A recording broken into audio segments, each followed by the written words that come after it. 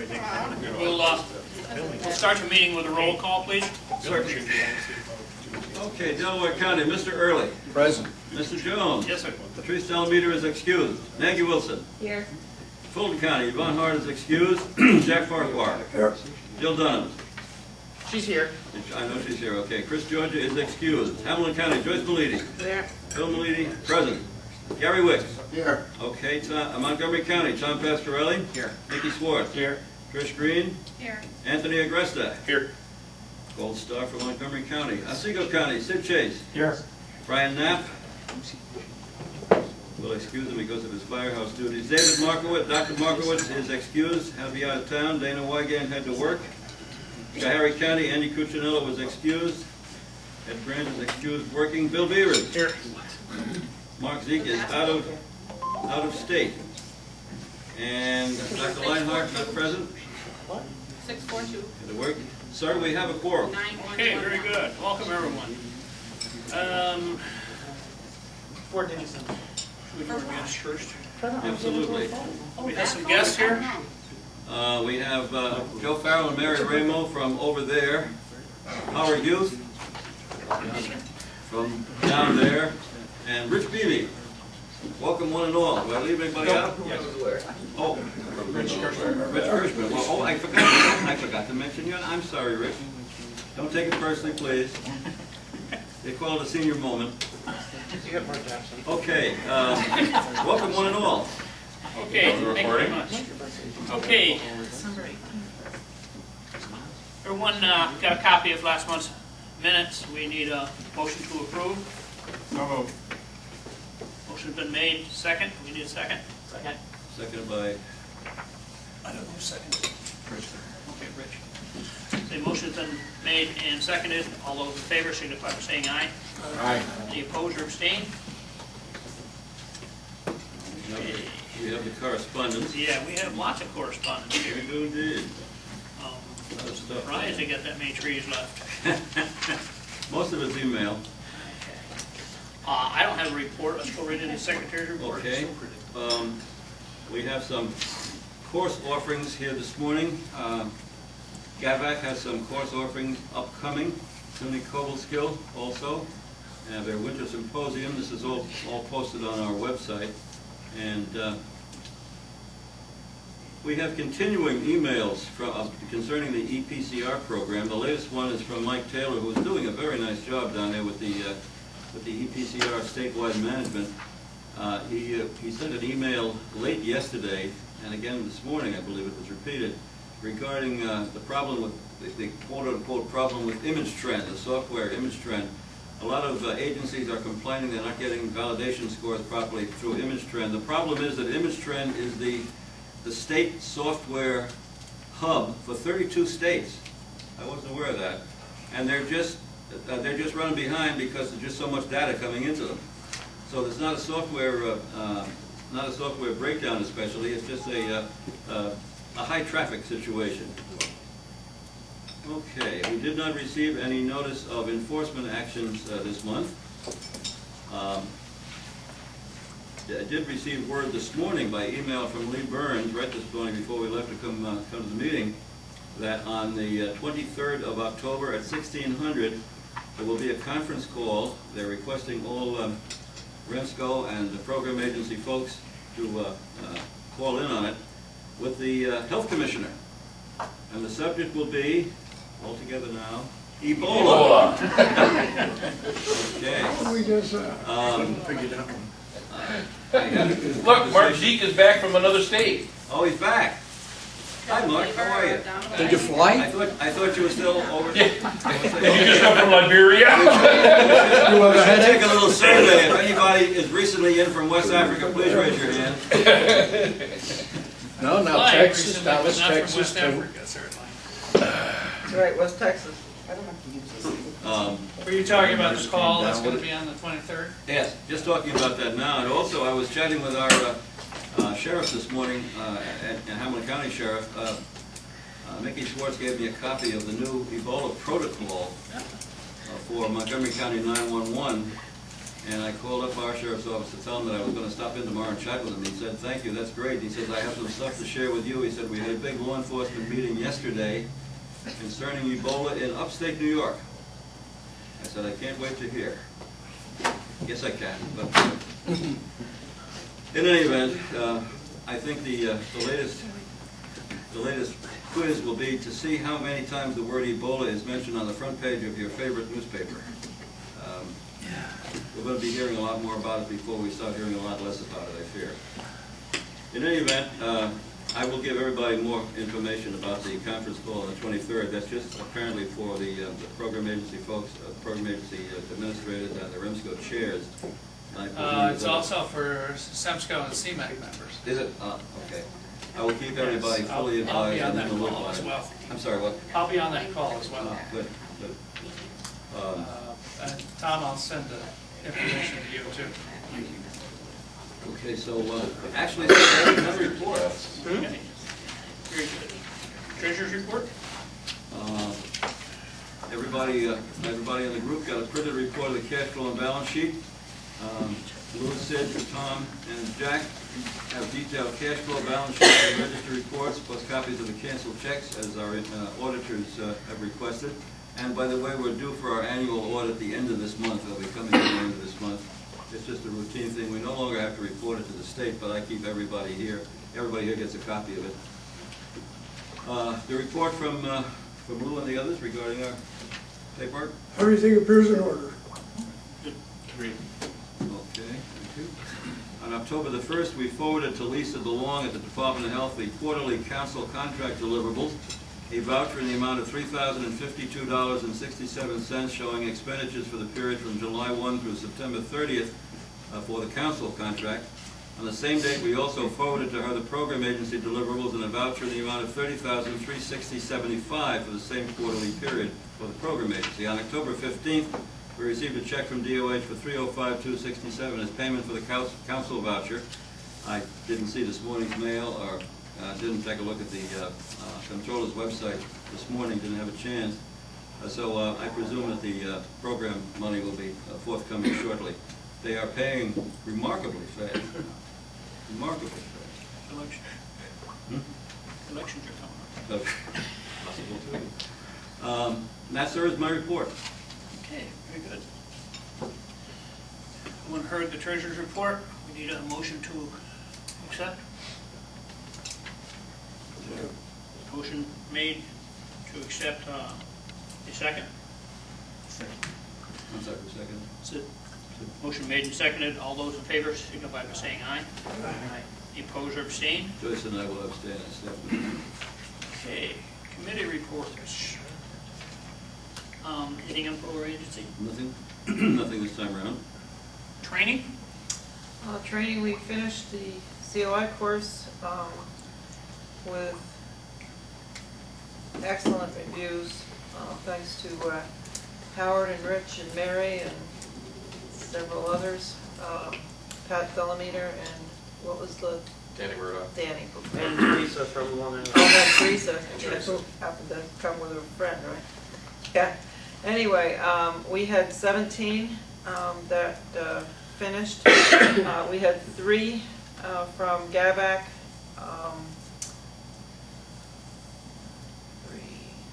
3 from Sudi Cobblestone, I believe. 1 didn't show up, that's right.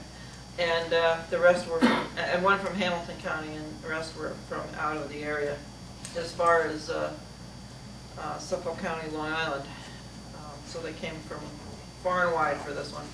But everybody really seemed to like it from the evaluations. Yes, very much. So, Very nice, very nice group too. They got along quite well together.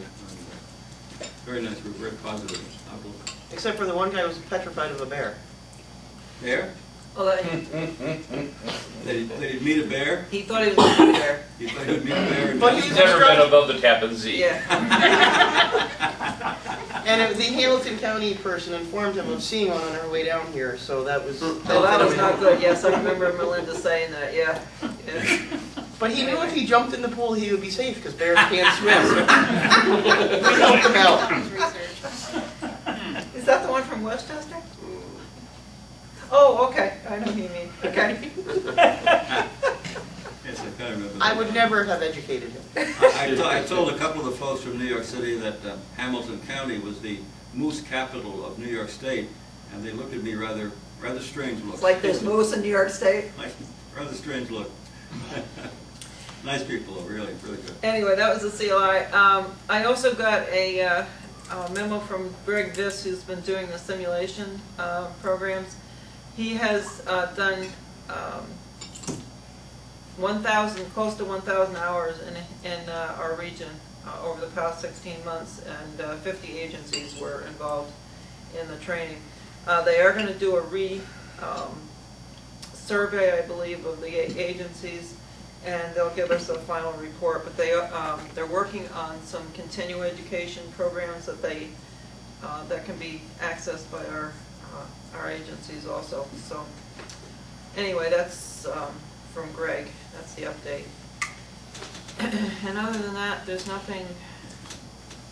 I wanted to give you folks an update on the Android app, which is being beta tested. I did not get a hold of Tim Morales to find out what the latest is, and I asked Howard this morning, and so we don't really know yet what the latest is. I know that the last month, just before our meeting last month, I submitted a whole, not a whole list, but a few items that needed a little bit of polishing in the app.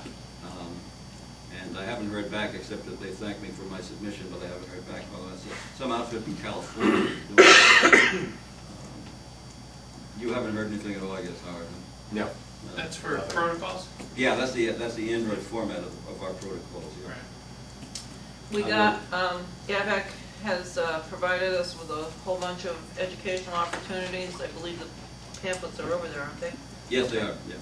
And I believe we also have them on our website, but I'll make sure the website is updated. okay.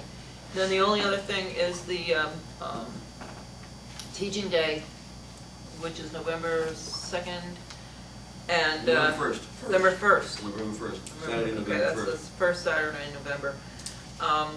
Right now, as of now, we have 19, I believe. 21.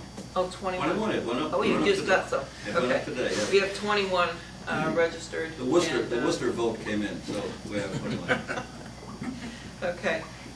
It's a lot more than we had last year this time, but certainly not what we're used to having, like 50 plus people. Is that going to be here? It's going to be right here. It's going to be right here. This flyer's here if anybody wants to take some. I sent them out to everybody again a couple of days ago, just as a reminder, and we got a We've bunch been of flyers. sending them out. Please put, give them out, put the word out, and It be should good. be It's a excellent. good Maybe CME we opportunity. should have gotten a speaker to talk about Ebola, huh? They'd be lined up outside the door. And that is all. Okay, thank you very much. Transportation standards? Nothing from Transportation and Standards, nothing to report. We have not heard anything further about our last CONs, the COTs, so I presume everything's accepted. Okay. Anything from the State Council? No, Vital Signs is next week. I was going to report on this Ebola call on the 23rd. I just got an email about that yesterday, which I guess, Phil, you got it as well. This morning, I just You got got it it this morning, I got it yesterday. Mm. And we meet again in 13th and 14th in January, something like that. Actually, the conference call is going to be on the first day of the Vital Signs, isn't it? Yeah, it is. 23rd. Yeah. Mm. But the commissioner wants to talk to you. You make time. We will certainly listen. And I've been following the emails on Tom's nomination and vetting materials, et cetera. So we're hoping that happens by January. We certainly have provided them all the information. Yeah, that's good. Okay, program update. Do we have anything on the regional program director? No, nothing at all. Any other program? No. Nothing on REMAC? REMAC next meets on the 20th of November. Okay. No. Yeah. Calendar? Well, we're on the REMAC topic. What, I know it's premature for the agenda, but we talked about the app. What protocols are gonna be on the app? They're developing it for the current, The remote collaborative protocols or the collaborative protocols that are no longer collaborative, yes. The current ones that we have, the hard copies of, is what's going to be on the app, is my understanding. That's what's on the beta version of it right now. And when the new ones get adopted, my understanding is that they're going to be seamlessly uploaded into that app.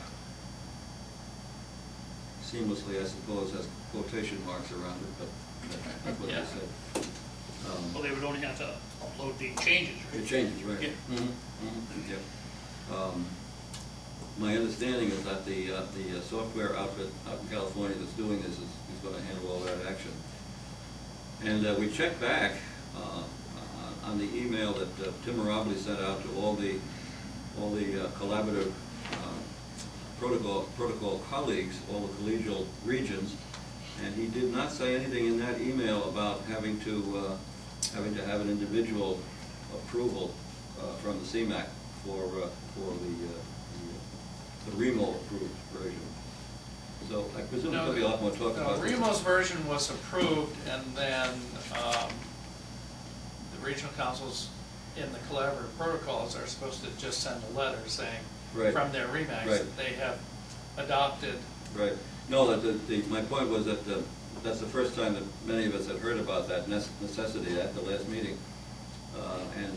While indeed Tim did send out the changes, the updates of the protocols in July, and I sent them out to everybody, there was nothing in there about individual approvals being needed. So is protocol updates on the agenda for the next REMAC? I know. Oh, yes. Oh, very much so. Mike had sent me that email and forwarded to all the REMAC. Yeah.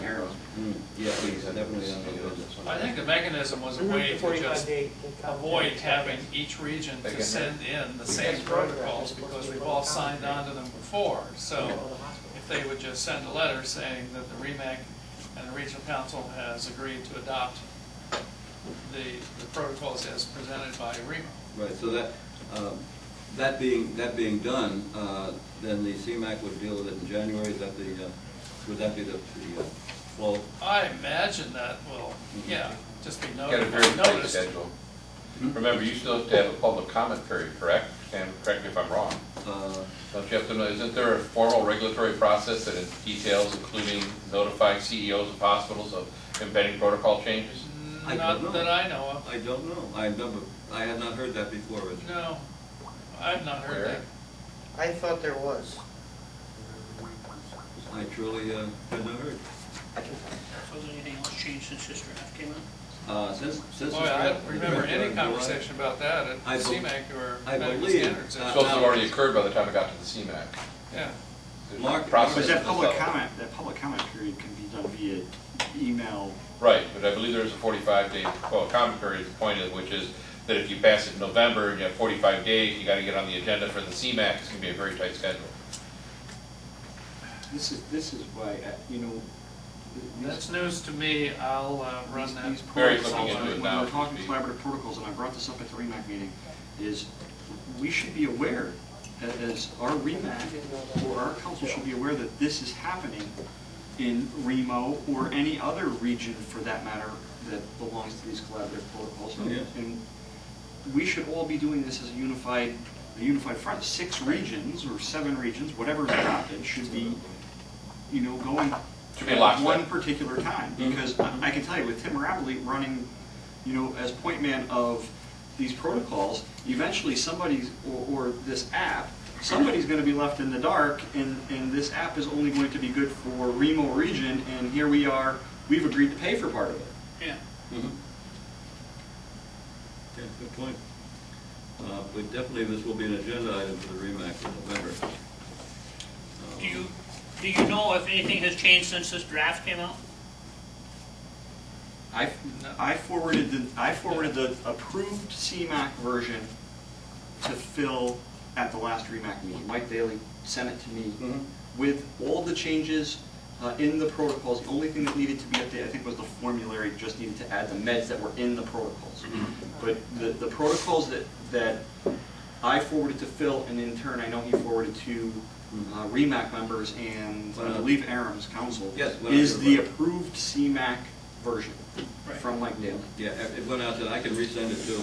I think Tom's got the latest there.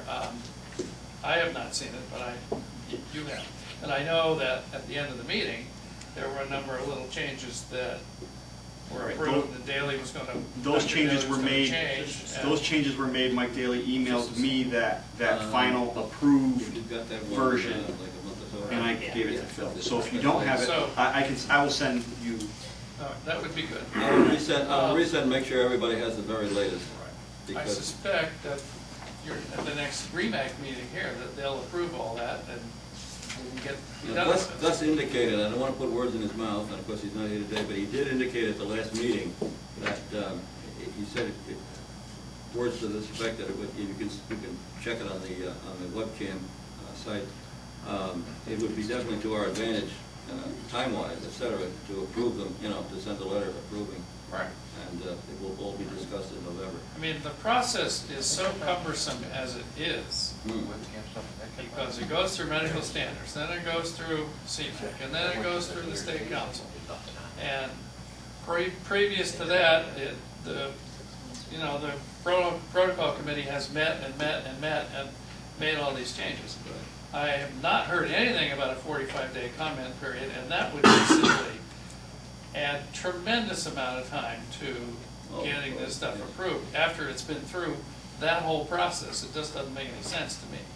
So have we heard from the other regions that have already signed on to the protocols as they are?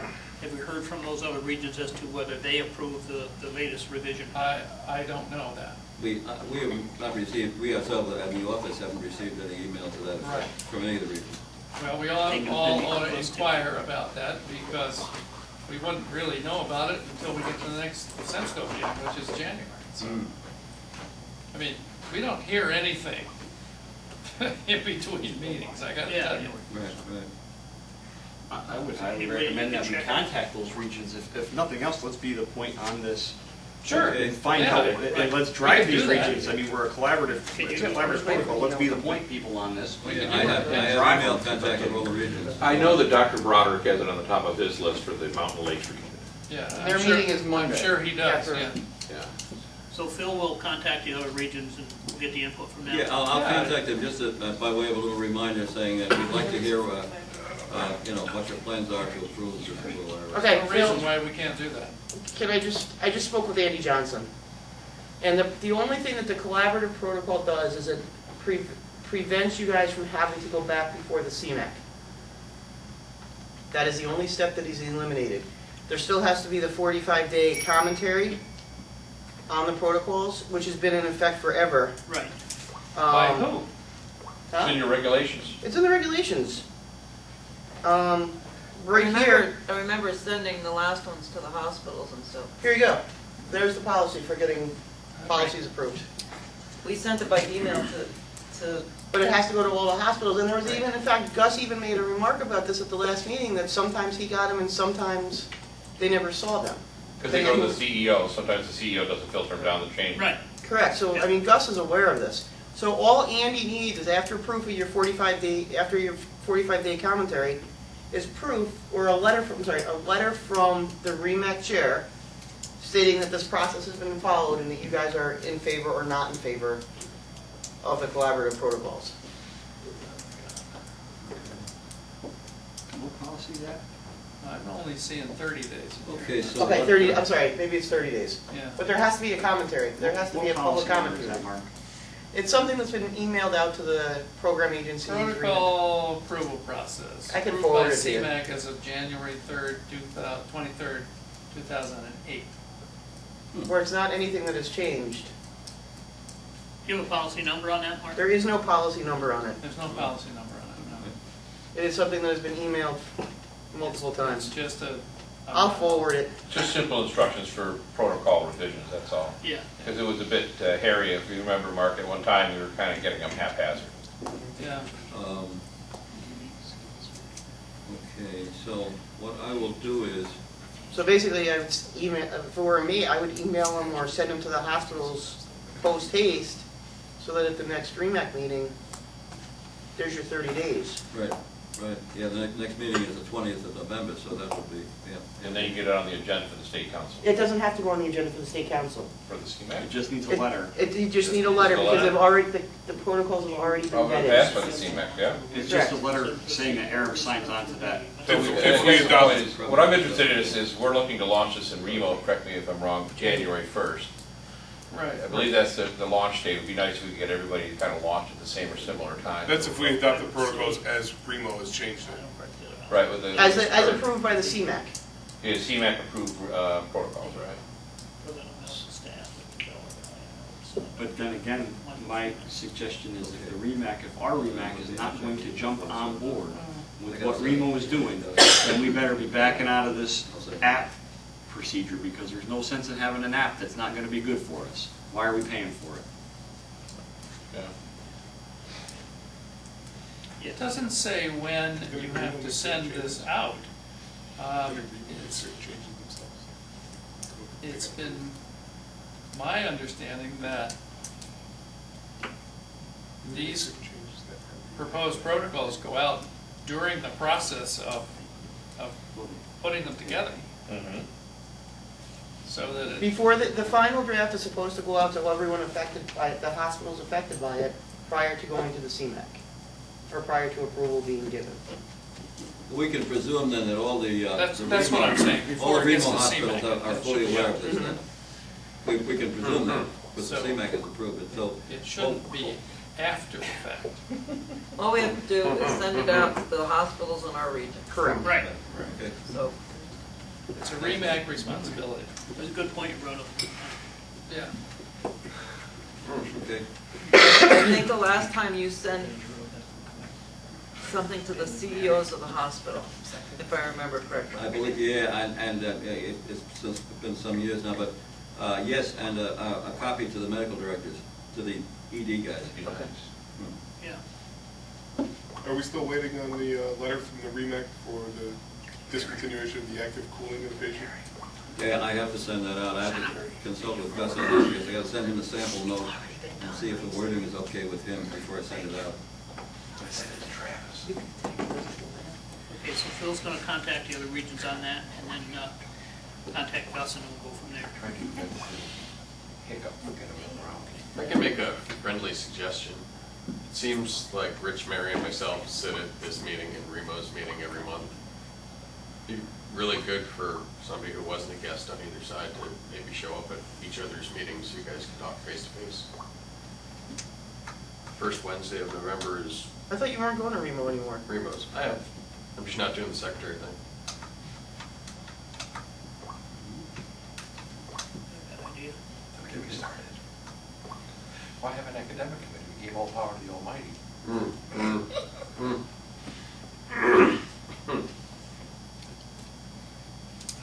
Okay. Anything else on the REMAC? Let me genuflect. Okay, going to county reports, Delaware County. We had our CC class, we had everybody who tested pass, so that was good. It's more ALS in the region, and other than that, I don't have any report. Rained a lot last night. Yeah, sure did. Otsego. Business as usual. Okay. Scary? No report. Scary? No Yeah, there'll be reports, yeah. There were no reports of flooding. Okay. Montgomery? No, there's no one. We've been working on our Ebola preparedness. That's right. Nikki sent a copy of the dispatch plan that's now approved in Montgomery County to you, I think, Phil. What is it? So everybody can, we'll be happy to share that with anybody else who wants it for their areas. But basically, it just gives guidance for the dispatchers to ask certain questions if patients call in with symptoms of Ebola. If you like, I can scan this and send it out to everybody, just as information. That'd be good. Yeah. We would like that. Yeah, I mean, it just gives them some guidance on what to ask, so that these guys are aware before they get on the scene that they need some extra PPE. We met with our county emergency management director yesterday and several different officials out throughout the county and starting to build what's going to be the county plan. The hospital's taking the lead role in developing a lot of these pieces and providing PPE education and training. So if there's anybody that's interested, just email me and we can get you some dates and times as soon as we have everything in place. We're starting with education with the ED staff this week, so then we'll be able to roll it out to anybody else who wants it. But we already did have a patient in Montgomery County that was of concern, so I think we were lucky in that he wasn't an Ebola patient, but he did travel here from one of the affected areas. Was sick over there, took Tylenol to make it through airport screening, and showed up on our doorstep. Really? So if you think it can't happen, Yeah. it's going to happen. Well, Beth is working on our program about Ebola. That's one of the reasons she's not here today. One of the things that concerns me is there any information out there about deconning your ambulance? Whether you double decon, or you do something special, or is there some way to seal your cabinets and seal some of the inside of your ambulance? It's on the CDC before you website. accept one of these patients? It is on the CDC website under decon of. Is it? Yes, it is. Yeah. Now, I put a link on the front page of our regional website, a link to the DOH EMS page, their Ebola page. There's a direct link there that I have not read the entire Ebola page yet because there's quite a bit of information on it, and in addition there are links on that, on the DOH website page. So there's a lot of information there to absorb, but you can click on the front, you'll see the paragraph on the front page of our website, and you can click on that and get all kinds of access to all kinds of information. I truly don't want to be don't want to inject gloom any more than there is already injected nationwide, but I truly feel that we're running out of time to get our act together to meet this, because I think we're all going to face it sooner or later, all of us, including the frontier county in this region. I can tell you that from the health department standpoint, I've been on conference calls every day this week. They're in the process from the EMS perspective of, there will be a commissioner's order going out this later today or tomorrow, just advising some responsibilities and which way to go, head and directions, where to go for information. They are in the process of setting up what we call a BML, but basically an email that you can send, a generic email box where you can send any questions, concerns, etc. to. There's also going to be, Phil, don't comment, a call center set up for Ebola. Knowing our call center? Going to be the same call center, Mary? I have no comment. They are in the works of setting up a call center for Ebola type questions. Has anybody besides myself encountered the current call center? Press 1 for English. I can just tell you that they are trying to be very proactive in working on this. I'd just like to say the incidences of exposures to Ebola, I've been in the portion of degloving and ungowning and so forth, and when Mickey mentioned this morning that the GABAC was going to train with the folks at St. Mary's Hospital, it just made good sense. They're people who do this on a regular basis. They're going to arrive with a patient at that facility, and they're going to be doing that under their supervision, and there's probably the least amount of risk if we can decrease the risk. I just suggest that any other organization consider training with the local hospital infection control and actually set up their plan for training through the hospital's infection control, since they have most experience in this, rather than to set up independent, fly-by-night, pull it off the internet, got it out of Gems magazine stuff. I don't think that's a prudent plan. One of the things we're suggesting too is that as we train you, we're giving you the PPE we use to train you, and you take it home and practice, and practice, and practice. Because it's going to take some thought and time to get out without contaminating. Without contaminating yourself. It's a task. One of the comments I heard yesterday was that some people with a lack of any real knowledge and training have been putting multiple layers on, gloves and stuff. And that's where you get in trouble trying to get them off. And you get contaminated. Well, where you're getting in trouble taking things off is the big Tyvek suits. Because there's really no way, once you're in them, normally you come right out into a decon shower when you use one of those. Yeah. You can't in the setups that we have in the hospitals. It's almost impossible. So how do you get that off without touching yourself? And they're actually recommending 3 different layers of gloves. So one that goes on first, then you suit up, then you put another one on, and then you put a 3rd pair on that you actually wear in the room while you're providing care that you can pull off as you need to if they get dirty while you're in the room. So really at this point they're recommending 3 different pairs. So that's how we're educating. Do those Tyvek suits cover everything, including? The Tyvek soaps The neck. do, but right now, they're saying that's more of a hazard because they're harder to get off. So they're recommending just More splash. the gowns. But when we started educating everybody last week on the gowns they were recommending, there's a huge area of you that is left exposed and uncovered. That's So right. we've changed to a different gown, a surgical gown that actually Velcros in the back. You can only Velcro it about halfway, because if you Velcro it the full way, you can't get it back off you. But you Velcro it about halfway, and it ties completely around you and covers everything. We have 2 different types of foot covers that are, so you have double foot covers. We're using disposable Crocs so that you don't have to wear your shoes in. You'll have disposable scrubs on and everything. So Well, there was. that's the issue with the neck now. So Yeah, right. we're looking at what There we was- use for that. Yeah, there was also a comment that there should be no problem with supplying all these suits and stuff that are needed. That's Yeah, I'm right. a little concerned about that. They're already I in can tell you, They're already I tried to order N100 masks yesterday, and More Medical only had 45 masks. Right. No, It's that's all what on I'm- back order already. If you try to order Tyvek suits, they're already on back order. Right, that's State what I was Department of worried Health about. just ordered 4,500 of them. Right, and they had a problem because the initial batch of suits that they ordered, they returned because there was a question about seam integrity in them. There's different levels of Tyvek suits, that's the problem. Mhm. So if you don't get the level that's gonna protect you, You gotta that's know what another you're doing. issue. Yeah, surgical gowns are a great way to go. Yeah, because the regular impervious gown, one size fits all, does not. One That's size right. does not fit all. And even on the small people, it's, your whole back is exposed and everything pretty much from your waist down is exposed. You know, I think this is good for the hospitals, but I think one of the things that we've got to remember is EMS is our first line of defense, and especially some of these small agencies, they get on scene, somebody is going to go right in that house and start asking all kinds of questions and everything before they put any kind of PPV on Yeah. whatsoever, and there's an exposure. Yeah, but you've got to get that at the 2 levels. One is you've got to have your call centers IDing that. Right. You got to educate your providers to have a heads-up attitude. You got to work with a contact cover medic concept, Right. and you got to have your PPE readily available, and it should be the stuff that you've been trained on at the hospital. We talked about actually staging fire, the volunteer fire departments. It was mentioned at our county meeting yesterday because so many of them are not prepared either. But Right. they stage and wait for EMS to get there. Because the plan is also to have them have Ebola kits on their rigs that will include the PPE that's needed for however many people are on the call. But Because my understanding of Ebola, when you go into crisis, you're pretty much done. It's a done deal. When you start bleeding, it's a done deal. Oh, yeah, that's right. So there's no utility in running into that house because you're not going to save any lives.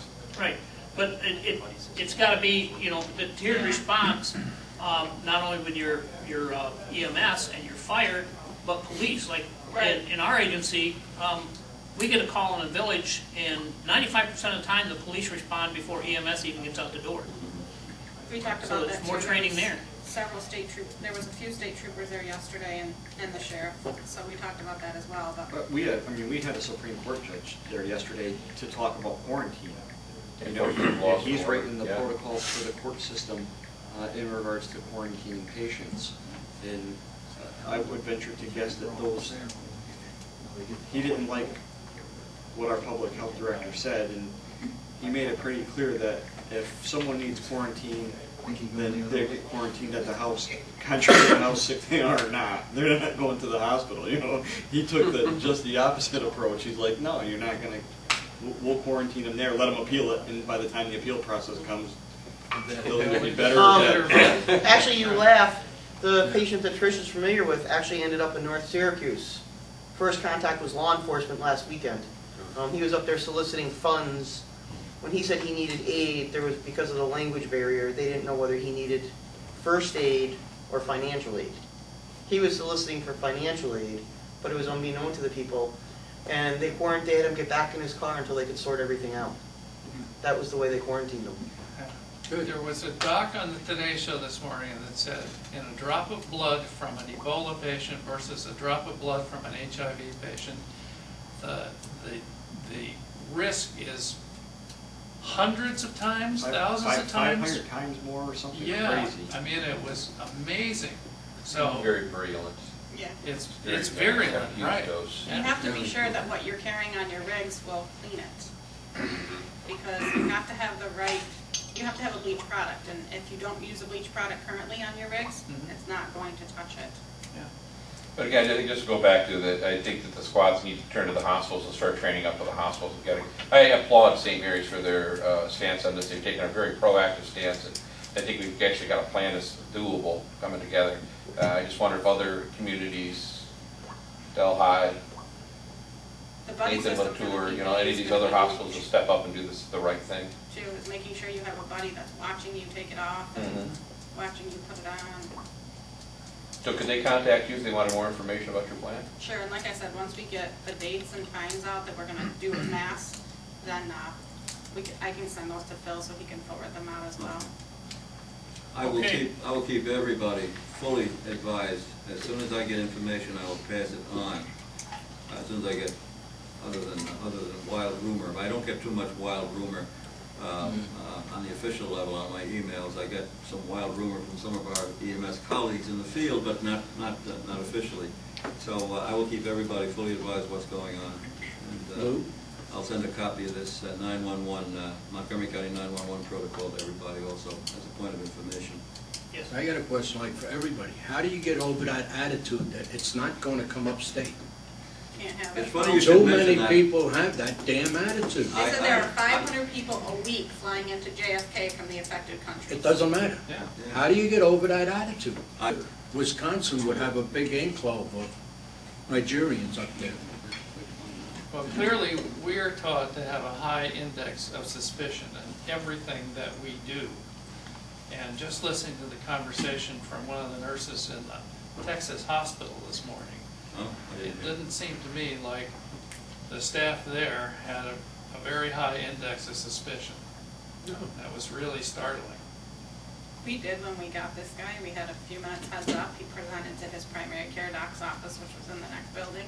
So we had a few minutes heads up, but we masked him and brought him right back to a room, negative pressure room, put him in isolation, put his wife in there with him because she'd been with him. Yeah. And then he got admitted to ICU because he was very sick on strict isolation. So he's still in? He was discharged. He had pneumonia and acute renal failure, and actually they think he had typhoid. Oh, okay. Well, There's going to be a lot of that kind of ruling out, too. like Jack said, the attitude is not going to reach upstate. One of the ladies who works in the hospital I work in, she's had a really rough month. Her daughter-in-law is in Africa right now, working with one of the volunteer agencies down there. And for those who paid attention to the news there last month, the guy that broke into the pharmacy up in Maine and took the pharmacist hostage, that was her daughter. But anyway, yes, can it come to upstate? Yeah, I have a doctor that works per diem in Delaware Valley Hospital who is from Nigeria. And when I talked to him 2 weeks ago, he was on his way back to Nigeria and was coming back this week. That the guy that stole Yeah. the car? Yeah, that's the car thief, yeah. Chatting with our county sheriff this morning on my smartphone before we started, before lunch, and he said that he had come from a law enforcement meeting of upstate agencies just yesterday, and there was great concern expressed about Ebola coming over the Canadian border. Concern of the type that stated that it's highly likely that some of it's already come in over the Canadian border. Former Surgeon General this morning said, I don't know why we're not talking about just stopping flights out of West Africa. I mean, Exactly. This is nuts. Yeah, because this guy was really sick and just took Tylenol to make sure. The problem is, they come out of West Africa, then they go to Europe, and they go from Belgium or Brussels, right. and you don't know where they came from. Yeah, but they have a passport. Well, And they're it's scanning, they are scanning. So they can look at You it know, right away. effective, I think, this Your week, assumption is scanning that all those passports, Liberians have Liberian every passports, county they will don't. be Many advised were of multinationals. the patient destination and origin. So the counties are being Real advised bugaboo. effective next week based off of passport scanning. If they're honest. What level of the county? Right, that's the other issue. Who at county is being notified? Public health, Public health. starting next week is the database open, or the database will be online. So if somebody comes from West Africa and goes to Frankfurt and then to JFK with a destination, that's going to trigger a screening process. Throughout that screening process, they're going to figure out or find out where that end destination is for that person. If it's Montgomery County Public Health will be notified, and there's CDC and DOH regulations on what they are going to do. Follow-up calls, whether it's quarantine, with, visits, periodic checks. Yeah, too little, too late. What if it's a county and they drive through 8 other counties to get there? As long as they're fever-free, they can get through the screening process. So that is the key to this whole thing. I don't want to be too negative, but boy, it seems to me there's every possibility that this is going to get out of hand. Oh, yeah. Like It's the prediction. we discussed that earlier this morning. You have an Ebola outbreak in Mexico, what's going to happen? I mean, how many people come across that border? Oh, yeah, right. I think we should send it on. Legitimately, people come close. Okay, getting on to the rest of our counties. Fulton, Nothing new. nothing new. Hamilton, We're starting a pilot program, real soon, like in a couple of weeks. Other than that, see what you got, it's pretty quiet. okay. Okay, do we have any other old business for this council? Any new business for this council? If not, No motion, we adjourn.